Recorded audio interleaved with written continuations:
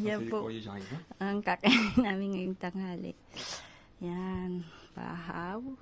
Kasi dito po, yung 20 kilos, 40 euro na yata. Tapos, pero masarap po ang bahaw. Pasta ni Frank. Tapos, ito po yung cherry tomato. Ito po yung tirang kaldereta kahapon.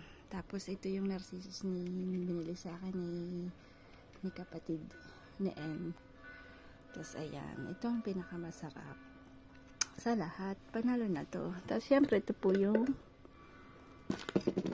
yan. Kuha na tayo. Ito po yung talong. Talong ni Frank. Hindi. Yung talong pong binigay ng kapitbahay na. So, ayan po. Bon appetit!